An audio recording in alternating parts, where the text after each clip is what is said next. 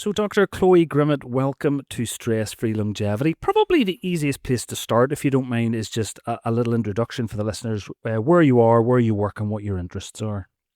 Yeah, my name's Chloe. I'm based currently at the University of Southampton and I'm a behavioural scientist by background. So I started actually with a sports science degree and got really interested in health psychology at that point. Went on to do a PhD at University College London in a health psychology department where I developed an intervention to support behaviour change for people who'd had colorectal cancer. And it's been non-stop since then, really, just a journey of supporting behaviour change in lots of different clinical populations. And yeah, I've been at Southampton for about 12 years. And any financial disclosures just to let our listeners know about before we begin? None at all. So, as you've mentioned, we're here to talk about behaviour change. We've probably all suffered a little bit from this. We find it hard to make good behaviours and also, probably more importantly, to keep them sustained for the long term. So why is that? Why do we find it so hard, firstly, to get started with a healthy behaviour? I think it's, as you say, it's incredibly common to get stuck in the getting started point.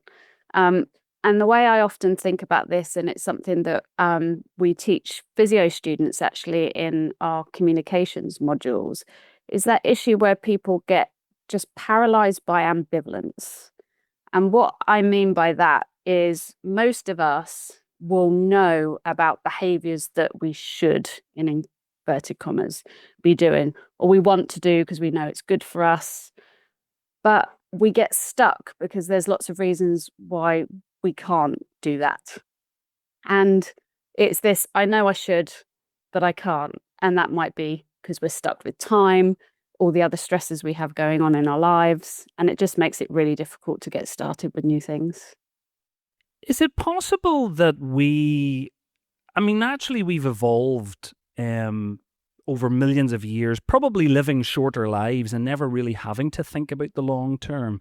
Is there maybe at some deep level we're just not wired to think so far ahead and to think about long-term survival? Is it more, are we wired more to think more in the short term? Yeah, that's an interesting one. Quite possibly. Certainly when it comes to something like physical activity, we're kind of hardwired to conserve energy in the main. If you think about the kind of hunter-gatherer starting point, and we wouldn't necessarily know where the next meal was coming from. So you'd be active to go seek your food, but then you'd be conserving energy until you were able to do that again. So yes, we're definitely probably pushing against some evolutionary kind of want to be more sedentary than active. So getting started is one thing, and we're all not bad at times in our lives trying to get to do certain things, but it's keeping it up. It's finding it hard to sustain. Why is that so difficult? I think, there's a fairly famous quote, although no one's quite sure who that's come from, which is behavior change isn't rocket science, it's harder than that. And it's because there's such a complex, interwoven, so many factors that contribute to the way we behave day in and day out. It's not just about our willpower or our motivation. It's about our entire environment, our social structures. It's so complex. And I think, as you say, a lot of us, and, a New Year's resolution is an excellent example where you think, right, this is the year that I'm going to get fit, or I'm going to change my diet or quit smoking or reduce my alcohol, whatever it is that's important to you. But yes, keeping it up is really difficult. And it's because we are constantly pushing against our environment, particularly when it comes to being active and the diets that we consume, because our environments are just increasingly set up to make it harder for us to incorporate activity into our days and really difficult to eat that kind of balanced diet, reducing the ultra processed foods and things like that, because our food environments just aren't set up to support it. So there are clearly people that seem to manage this.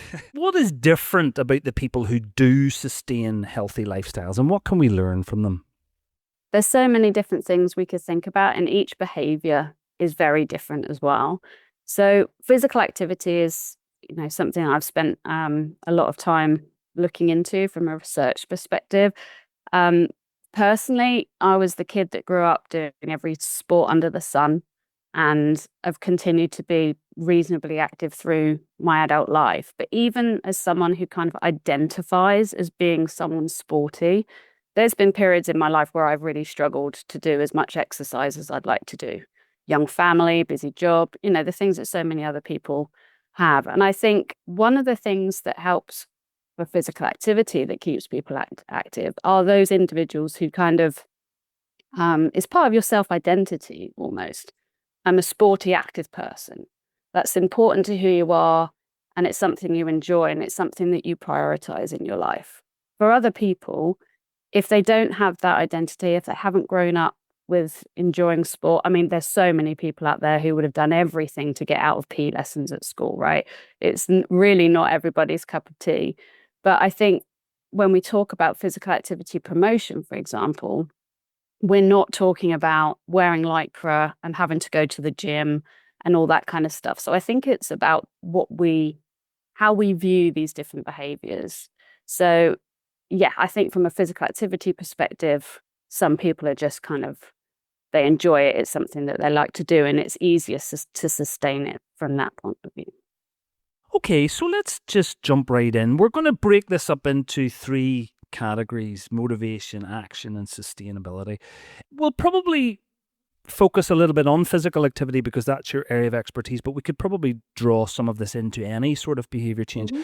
But let's start with motivation. How do individuals motivate themselves? It's a great question. I think the first thing is to think about what is the kind of ultimate goal that you're trying to achieve. And I don't necessarily mean I want to be able to run 10K by the end of the year or, train for a marathon. I'm talking more broadly about what is it about being, say, physically active and have a strength base, for example. Why do you want to be able to do that? And an example I give is there was a patient I worked with who was coming up for cancer surgery. And they were taking part in an exercise program.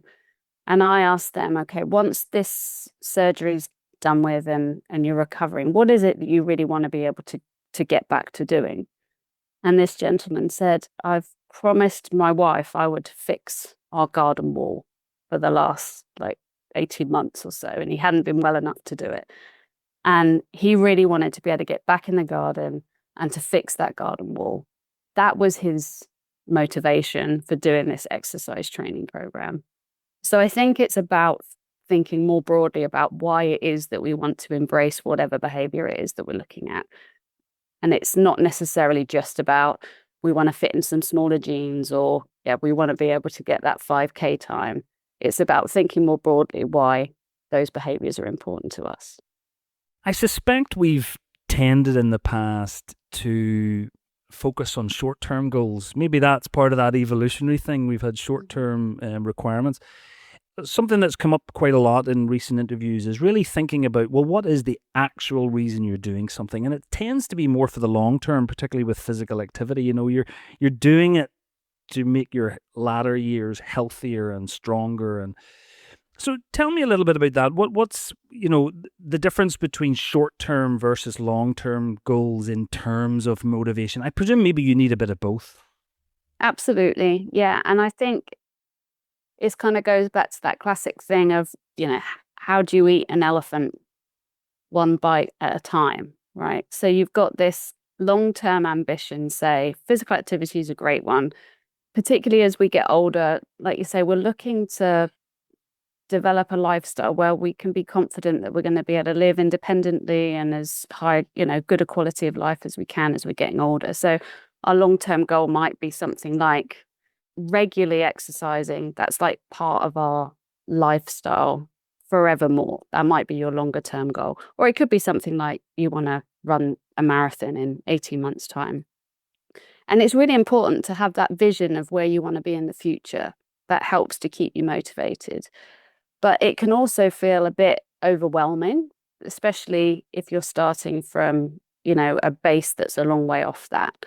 So the best way to help keep us motivated is to break that down into shorter term goals. What can we do over the next week and then the week after that? And we build confidence in our ability to start working towards that longer term goal. And a really important part of sustaining any kind of behavior is having the confidence to do it. And we build confidence by having positive experiences.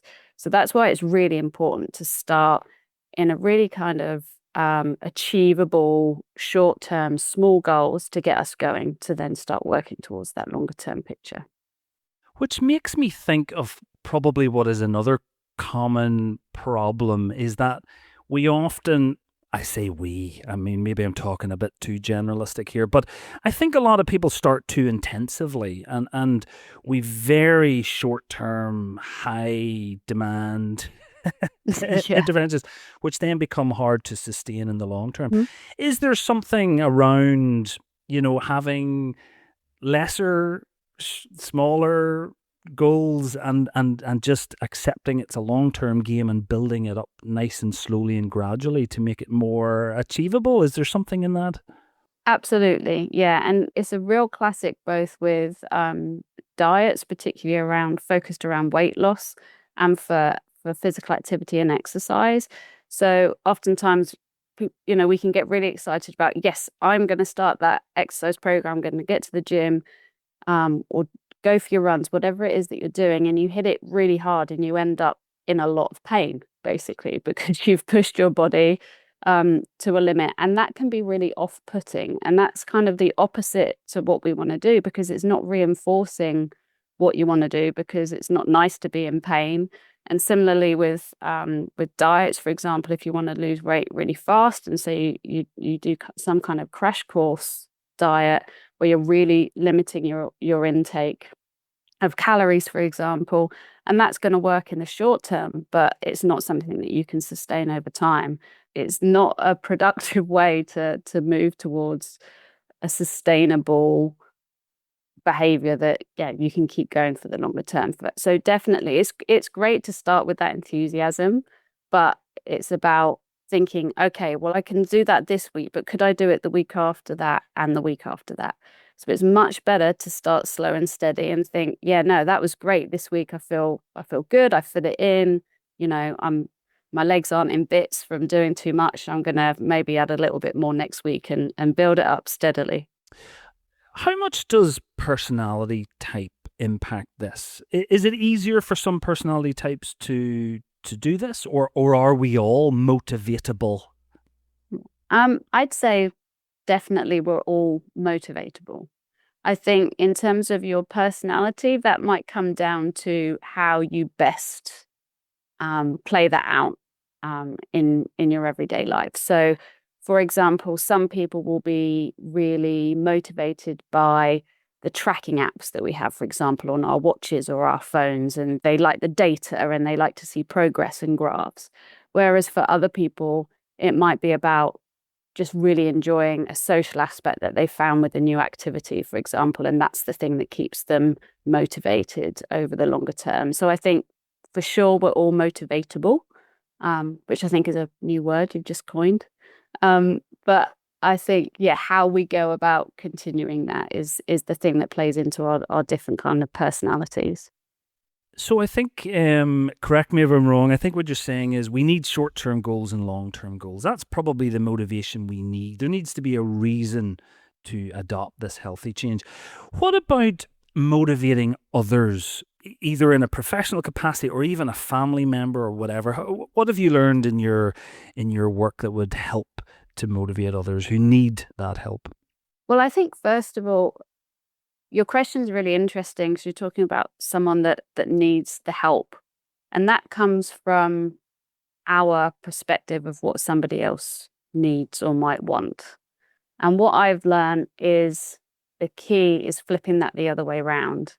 And it's for that person to identify something that's important to them and something that they want, or the behavior change is very unlikely to be successful, particularly in the longer term. So let's take, for example, somebody who let's say we're trying to support a relative or a patient or someone who has some kind of breathing difficulty, let's say COPD, but they are a smoker. And we as a health professional, for example, might be very motivated to support that person to quit smoking. But it's really important that that desire comes from within that individual, or it's unlikely to happen. And the way that we try to tap into that, there's lots of different sort of psychological methods behind it. So motivational interviewing, for example, is one that people use a lot. And that's really based on the idea that each of us has within ourselves the answers to these questions of how we can best go about these things. And our job is to help the individual find that. The vast majority of people know smoking is not good for them. Someone with COPD will have been told more than once that, their smoking behavior won't be helping their condition. But there could be all sorts of reasons why that individual smokes. And unless we really understand that, we can't help them move past it. So perhaps that individual uses smoking because it's the only thing they have that can help them deal with stress in their life. You try and take away that smoking from them, they've got a bigger problem as far as they're concerned, because now they're super stressed out and they've got no way of dealing with it. And their condition itself makes it really stressful environment for them. So it's about trying to understand and kind of talking to that individual about their ambivalence, about what it is, how smoking helps them in their everyday life, and understanding that, and what the other side of the coin is if they see any negative sides of it, and really trying to tease that out. And it's not until we understand the kind of, let's say, the behavior that we think is less constructive or the unfavorable one, until we understand why someone's behaving in a certain way, it's really difficult to help move past that. So another thing that we've found really helpful in terms of supporting other people to become motivated or to make a behavior change is something we call the confidence ruler and the motivation ruler. So let's say we're talking to somebody about a behavior that they want to change.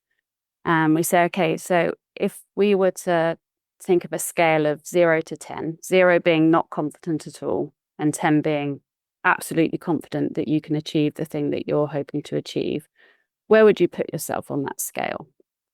And let's say the person says, I don't know, maybe a 4. And you might think, okay, that's not great, a 4 out of 10 in confidence. But what it tells us is that person needs a way to help build that confidence, to give them the chance of being successful in that behavior. So it's a really useful question to ask because it gives you a sense of where someone is. If they're leaving a consultation and they're only a 4 out of 10, then you might expect them to struggle to do what they're doing. However, if we explore where that number 4 comes from, and we say, okay, that's interesting. So you're not a 3 or a 2 or a 1. What is it that makes you a 4? And then we focus in on where that person is getting that small amount of confidence from. And that can help build conversations around, okay, so you're confident because of X. Let's explore that a bit more. Talk to me a bit more about that. And that can actually help a person talk themselves into feeling a bit more confident about something and helping us identify ways where we might be able to support them. And the same thing can happen around motivation. So if we're talking about, okay, so how motivated are you on a scale of 1 to 10? And again, if someone says, okay, well, about 4, okay, well, it's not great if your job is the person to help motivate that individual to do something, but we can use that, you're not a 2 or a 3, where's that 4 coming from, to help support those constructive conversations about becoming more motivated. How much is shock tactics helpful? The pictures of lungs with cancer on cigarette packets. But even recently, I saw a video and it became very resonant for me. It was a video of a healthy older person and then an unhealthy, frail older person. And it was kind of asking, which of these do you want to be? And that was very resonant. And I've adopted that into my long-term motivation. Is that something that's helpful for most, or is it a kind of a final resort for some, or is it just, it depends on the person? Yeah, I think depends on the person. I think generally speaking, the scare tactics are less helpful, particularly if someone is not in a place where they're particularly open to the idea of change. So a really good example is people might remember the adverts for trying to support stopping smoking. And you had like the picture of the cigarette with the tumor kind of growing out at the end of it, or the diseased lungs. And it's really emotive, it's really affronting. But it's unlikely to be the thing that tips someone over the edge from not doing to doing, for example. But that's not to say it's not helpful for some. So sometimes these things will really resonate, and it might depend on what else is going on that person's life, particularly as we get older, we start looking more into wanting to have that independent, fulfilling life. And so when we're a bit more aware of our own mortality, perhaps those things are more impactful. But I think on a population level, I don't think there's a huge amount of evidence to show that it's particularly useful. So you've done a lot of work in prehabilitation. You might actually maybe just explain what that is, but what have you learned in that space that would translate to general healthy choices? Mhm. So, prehabilitation is a term people might not be familiar with. Most people will have heard of rehabilitation. So, when we've had an injury, for example, we might have a rehab program to help us get back to being fit and well. Prehabilitation is about getting us fit and well before an injury happens. And so, in my field of work, that's mostly actually been around cancer. So an individual receives a diagnosis of cancer, and they are likely to have variation in terms of treatment. It could be chemotherapy, surgery, radiotherapy, a combination of all of that. And we know that going through all of those treatments is a really, really tough challenge on the body. And so it kind of makes sense intuitively that the fitter we are, both physically and psychologically, the more likely we are to recover quicker afterwards. So, prehabilitation is all about optimizing our fitness physically and mentally before we go into a big challenge of something like a big cancer surgery or cancer treatments. So I presume there's a clear motivation for those people. They have, in some ways, that shock thing. You have this diagnosis, there is a reality here, and if you do this, then you will have such and such an outcome. It probably feels that people have a motivation there. Well, what can we learn from that in terms of helping people to make just general healthy choices if they don't have that kind of scare in their lives? Yeah, you're absolutely right. And the term teachable moment is something that's been used in that kind of instance. So, something like a cancer diagnosis can be a real teachable moment for evaluating various aspects of our lives and what we want to get out of the future. But it doesn't necessarily need to be something as significant as a cancer diagnosis, which is obviously, you know, terrible experience for anyone to go through. But we all have little junctions in our life that might bring us up a bit short. So I don't know, your 40 plus health check that you get at the GP, and oh, actually your cholesterol's not quite as good as you thought it might be, or your pre-diabetes checks and things like that. There's often moments that we come across, or even, running for the bus and you're absolutely exhausted. You can't believe how tired you are from just running 40 yards down the road. There's things that can bring us up quite short, and they can act sometimes as a bit of a wake up call and think, okay, maybe things might need to change. But I think in terms of the prehab work, one of the things that's been most rewarding from that is seeing patients take up, say, this exercise program, change to their diet, whatever it might be, for that particular issue of getting through their cancer treatment. But we've had patients so we've had some clinical trials running at Southampton in prehab, and patients go on exercise bikes in a very bespoke exercise program that's really designed to increase their fitness over the course of a particular period of time. And I remember a lady who was in her early 80s who'd never been anywhere near an exercise bike or a gym or anything like that. And you could see she was really apprehensive about what she was about to do, but really keen to do it. And she was really well supported by the staff at Southampton. And she did so well in this exercise program. And she went through the surgery really well and was discharged, in as quick a time as she could possibly hope to have been. And it was a real success story. And we caught up with her afterwards and discovered that she bought herself an exercise bike, which she now had at home, and she used every other day. And it was because of that experience that she had through that prehabilitation journey that she could feel the sense of the benefit that was giving her, and she didn't want it to stop, and continued to exercise afterwards. And I think that's been one of the really magic things that we've seen in some of that prehab work is it enables people to start something with the support that they need. If it's something that's unfamiliar, it's a bit scary, you don't know what to do, what's safe, and it's new environments. If you do that in a really supportive way, it can give you the confidence and the motivation to continue to do it afterwards. And we've definitely seen that with some of our patients, which has been fabulous. Okay, so I think we're motivated. We've got some short-term, long-term goals. I guess now the next step is action, which is really, setting ourselves up for success. How do we, implement to be effective and long-lasting? So how would you recommend we go about doing that? Yeah, I think one of the key things here is to be as specific as we possibly can be about what we're trying to achieve. Let's say somebody wants to be more active and they've set themselves a goal of, I don't know, perhaps walking 7,000 steps a day in a couple of days of the week. Being really specific about the days that you're going to do that and the time in the day that you might be able to achieve it can be really, really helpful. And sometimes I liken this to, if we've got an appointment in our diary, typically we'll keep it. Let's say, that's a medical appointment, or you've arranged to see a friend, or you've got to be at work at a particular time. It's in your diary, you're committed to doing it.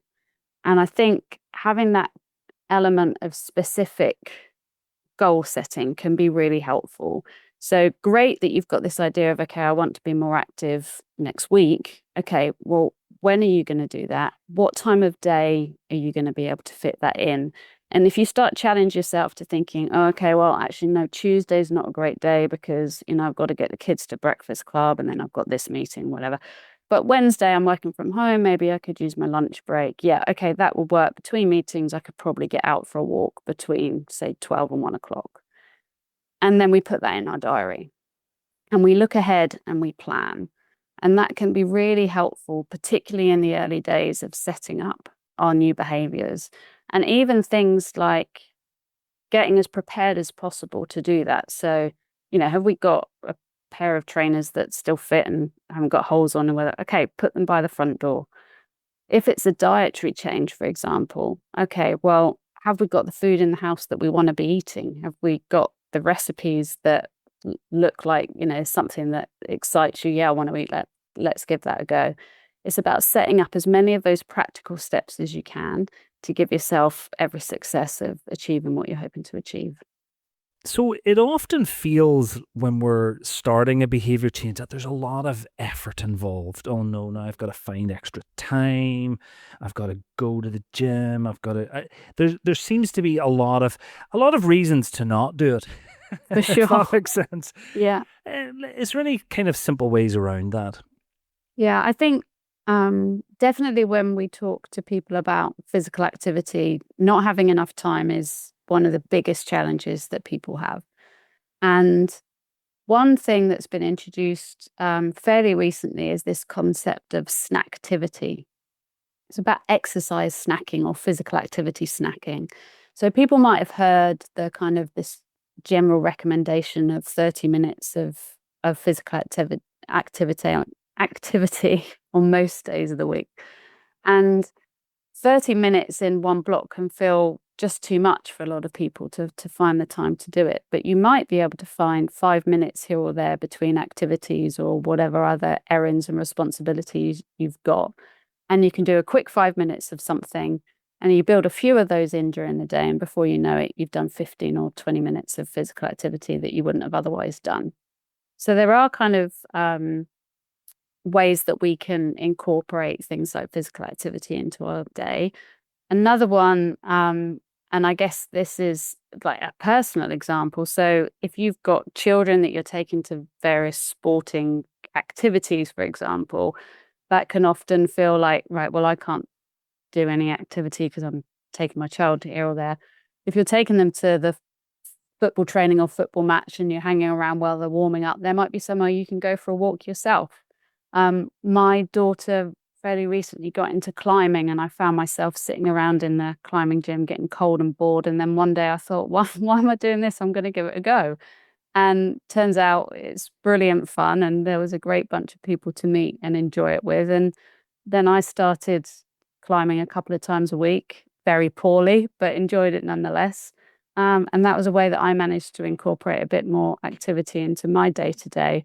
So it was about looking for those opportunities, I guess, for when you can incorporate activity into a part of your day that you might not have thought of. Can you just maybe give yourself a few more minutes to do a fast walk somewhere rather than jumping in the car, for example? I presume one of the key things, or what would be most advantageous, is if you loved the thing. For sure. But another problem is sometimes it's not always super pleasurable. We don't have the luxury of finding an activity that we absolutely love to do. If that is the case, and we just know that we have to do it for a good reason, is there a way to make it less unenjoyable, let's say? Yeah, for sure. No, you're absolutely right. If we can find something that we really enjoy, when you ask any kind of exercise scientist, what's the best exercise somebody can do? They'll almost certainly say whichever one they're going to keep doing, the thing that you enjoy. You're absolutely right. But some people just really find it difficult to get any enjoyment out of, exercise or physical activity. So, like you say, coupling it with something else that you do enjoy can be a really helpful thing. So, let's say you enjoy listening to podcasts, like we're recording today. Perhaps take the time to download some podcasts that you want to listen to, or some music that you want to listen to, and do that while you're doing the thing that you're not so keen on. Or if you've got an exercise machine at home, putting it near the TV so you can catch up on that box set while you're doing a bit of exercise, then things like that can help. And I think also keeping a track. So we talk in the trade about something called behavior change techniques. And these are what are the kind of active ingredients of interventions we might develop to support people to change a behavior. And one of the behavior change techniques with the most evidence for being helpful in supporting behavior change is something called self-monitoring. And that's just keeping a track of what we're doing. And you can see the explosion of that in the apps on our phones and the fancy watches that you can buy. But keeping a track of what you're doing over a period of time, helping you keep that streak for however many steps a day you're trying to do, or trying to do your 3 lots of runs in the week, or whatever it might be. Keeping a diary of what you're doing, monitoring your behavior in some way can help us stay motivated to keep doing it, and can give us a sense of achievement when we look back and say, wow, this time last year I was only doing whatever, and I'm doing much more now. So that can be a useful thing to help keeping us motivated, especially if it's something that we don't particularly love doing. So there's quite a lot to think about, isn't there? And I guess it's probably, would I be right in saying it's going to feel a bit effortful in the beginning? What does the science tell us about how long it takes for habits to form? I presume if you do something long enough, eventually it will just become embedded into your natural rhythms, let's say. Yeah. And anything you'd like to say around that? You're absolutely right that any kind of change is really effortful. And I think that's the thing that is really helpful to remember. And as I said before, it's not just about willpower. I think sometimes we can be really hard on ourselves, and we think, right, I'm gonna do something. And you see on social media the 5 a.m. club or whatever this is. There's people out there that are getting up and doing it all the time, and I'm just something lacking in me. I just haven't got the willpower to do it. It's really not that straightforward. Making any change is really effortful, and it's much more than just willpower. In terms of the habit thing, again, absolutely right. The longer we do something, the more likely we are to ingrain it into our everyday. In terms of how long it takes to form those habits, it really depends on the behavior. So if it's something quite simple, then those habits might form, I don't know, say between around 20, 25 days, something like that. And we're talking about something more of a kind of discrete behavior, like cleaning your teeth at a particular time of day, or maybe we're trying to support our children's hand hygiene, for example, and getting them to wash their hands when they come in from school, that kind of thing. Those behaviors are quicker to be formed into habits than something more complex, like a change to your diet or a change to your physical activity pattern. That can take a lot longer. You can't really say, okay, once you've been doing it for, 83 days, then you're good. You're going to be fine forever. That's kind of not how it works.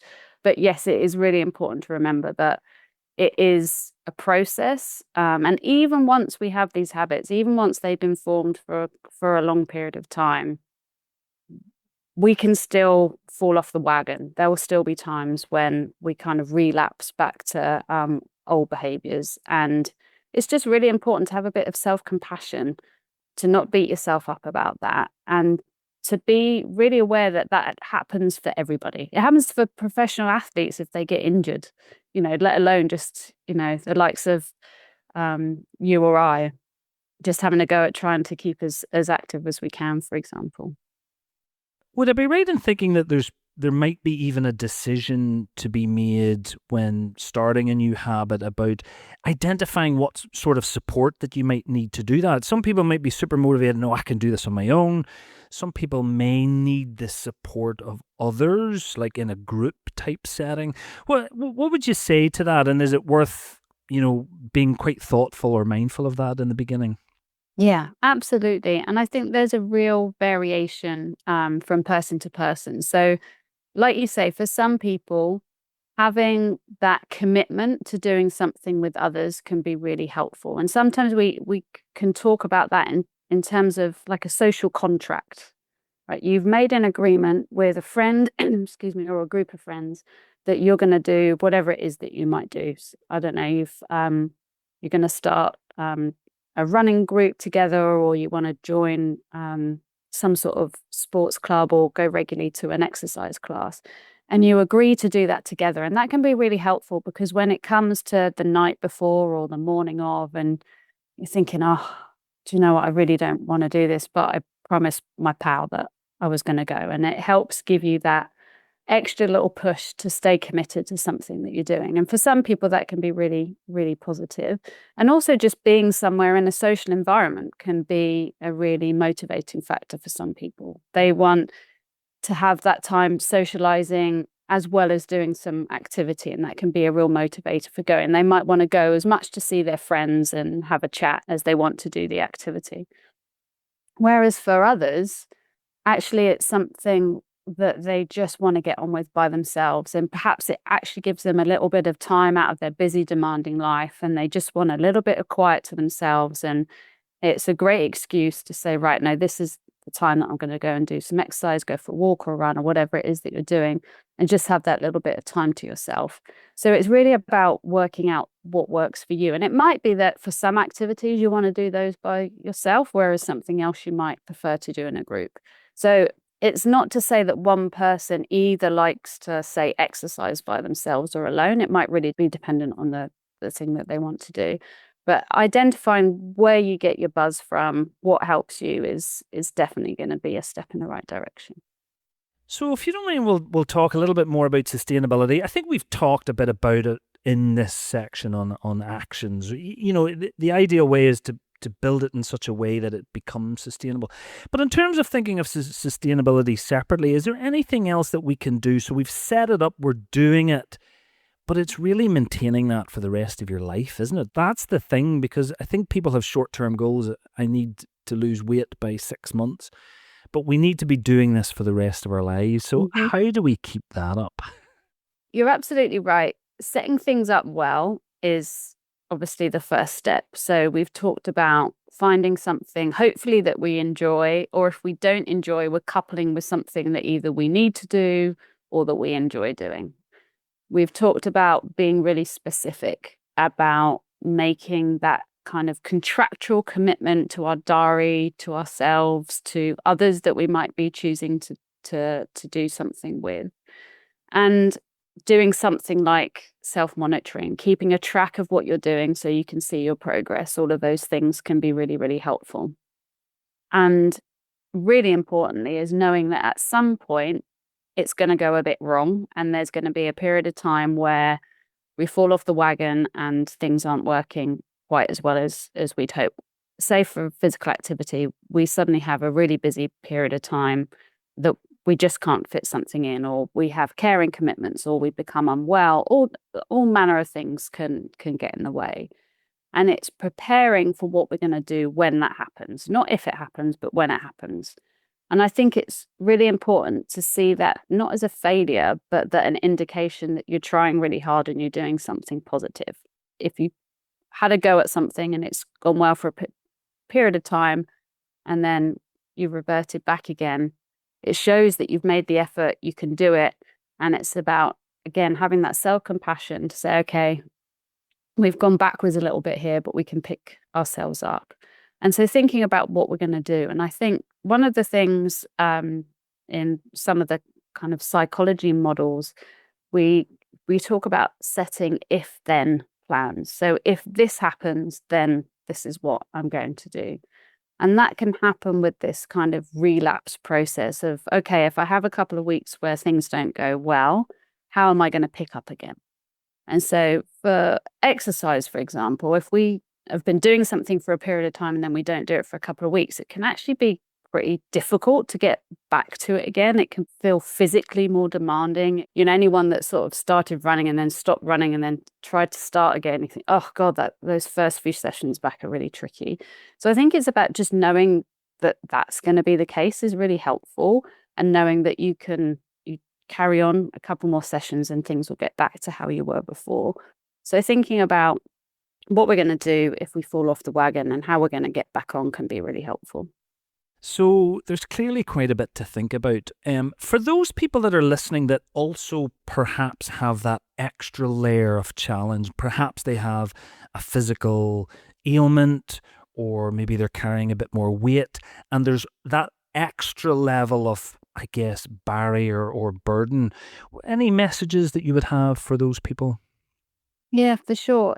I think one of the things to be mindful of with people who maybe are doing very little, if we're talking about physical activity, for example, the people who stand to gain the most from increasing the activity is those that are doing the least. So if you take an individual who's really struggling to fit any kind of physical activity into their day, just doing a bit will have a really big impact on their well-being compared to somebody who's already doing quite a lot and does a bit more.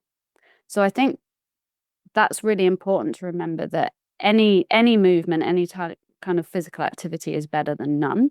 And those that are starting with the least amount of activity as a kind of baseline have got the most to gain. So I think that's a really positive message. And as I say, the smallest amount is beneficial. We know that for some people it can be really tricky. For example, people who have arthritis, for example, and joint pain, then that can be particularly difficult.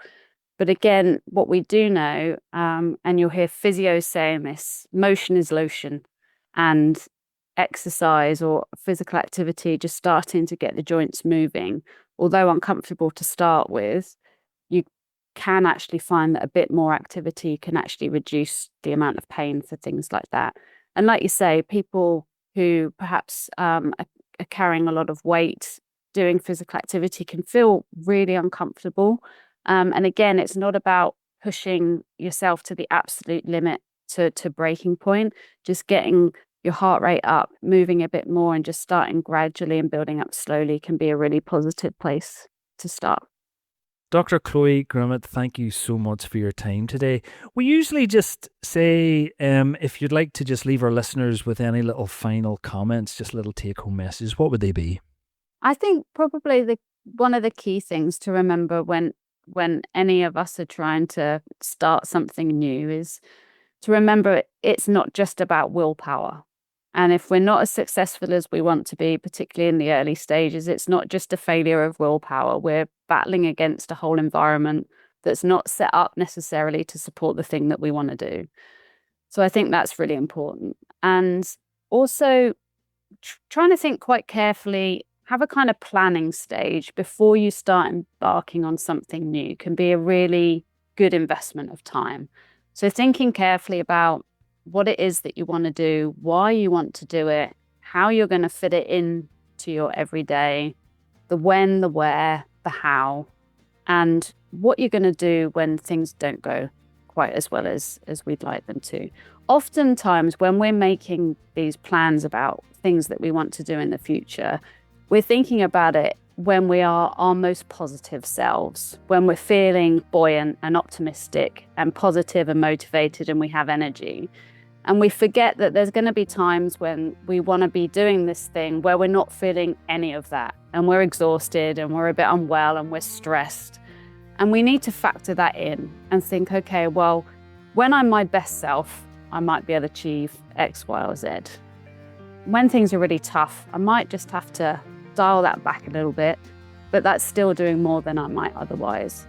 So just planning for those things that get in our way and looking for that thing that you want to do that hopefully you find some enjoyment from. Perhaps you enjoy doing it with other people.